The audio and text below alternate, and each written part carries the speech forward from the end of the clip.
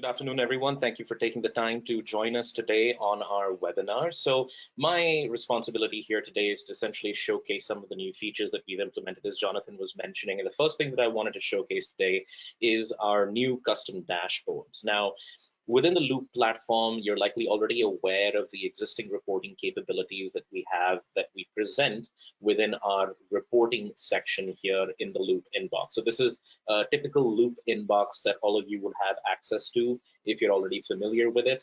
And within the reporting section, we have a few standard tabs that we present to begin with. The first being our basic dashboard tab. We also have information with regards to conversations that have been initiated or follow-ups, as well as responses that have been provided by the guests when they've left their feedback. But as you can see, a majority of the information presented here is quite static. And as Jonathan mentioned, we understand that there are going to be certain stakeholders that need to be able to visualize the data in a specific way. So we introduced our new feature of custom dashboards, and the main theme around custom dashboards is providing flexibility to those stakeholders.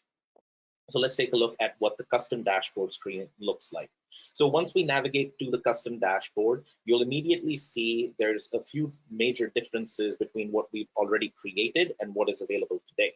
So to start off with, we actually have the ability for you to be able to create multiple dashboard views. Within each dashboard, you have the ability to visualize the data in specific ways that would make it more relevant and contextualize the information specific to your role.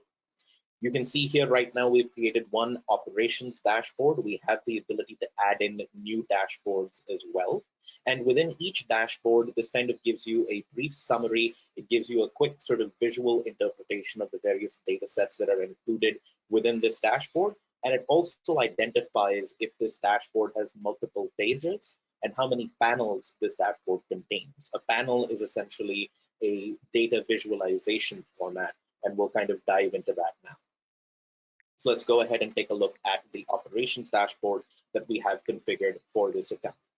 By clicking into this, we will see our operations dashboard pop up. And as you can see, it's quite different compared to what we've seen previously. All of the panels, all of these sort of data sets that you're seeing are referred to as panels.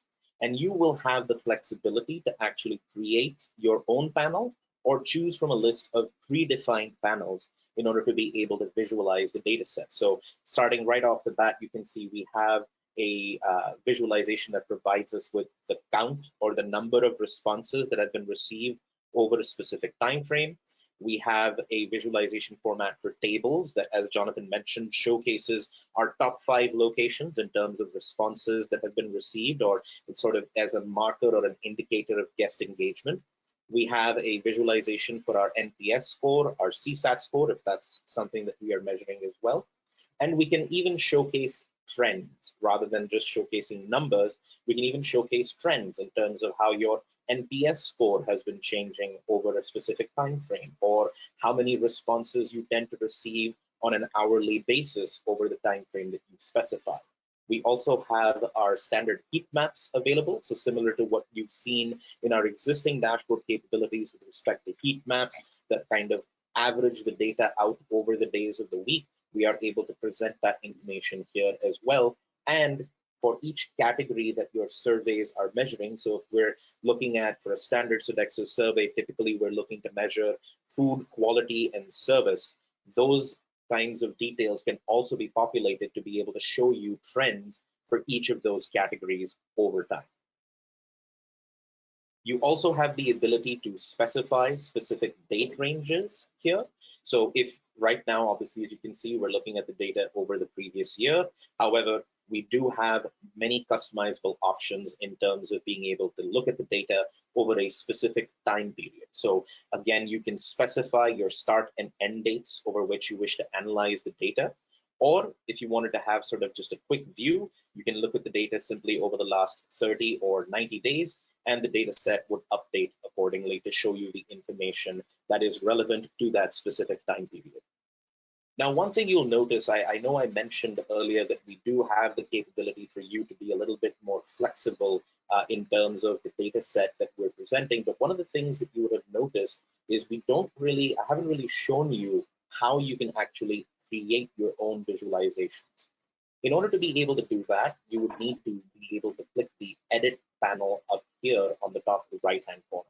So by clicking this little pencil icon, you'll have a few additional options that will be made available to you.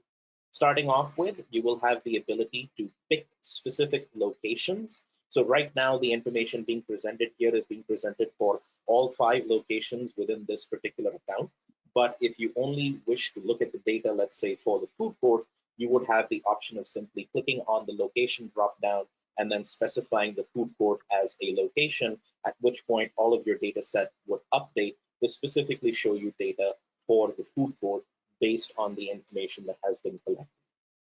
In addition, you can also add a custom panel here by clicking the Add Panel button. And when you do, you will be provided with a standard list of panels that we've configured for you, depending again on the type of data that you wish to visualize. So if you wanted to simply visualize your CSAT score as a number, all you have to do is click the Add Panel button and the panel will get added to your dashboard. We also have additional metrics available specifically to monitor conversational data. So if you wanted to look at how many conversations have been initiated, in other words, how many times guests have requested follow-ups based on the feedback that they've provided, we have metrics available for those as well. And we have additional metrics available such as pie charts, or sort of additional visualizations available such as pie charts as well. So it's very simplified in terms of being able to simply click and drop these types of visualizations into the custom dashboard. And the last thing that I wanted to touch upon very quickly before I hand it back to Jonathan is the ability for you to specify user access to each dashboard. Now, there may be instances where you may be managing a Sodexo unit and you wish to provide access to certain members of your team to be able to view the dashboard, but you only wish to give them view permissions. You do not want to provide them with edit access for those dashboards. So that can be very simply achieved by clicking the little lock icon next to the pencil icon. And when you do, you will be prompted with specifying which users within this account should receive access to these custom dashboards that have been created. So here, once you have created a user profile within Loop, you will be able to choose the appropriate user and either specify their role to be an editor or a viewer. If you provide them with edit permissions, they will have the ability to add their own panels or edit existing panels.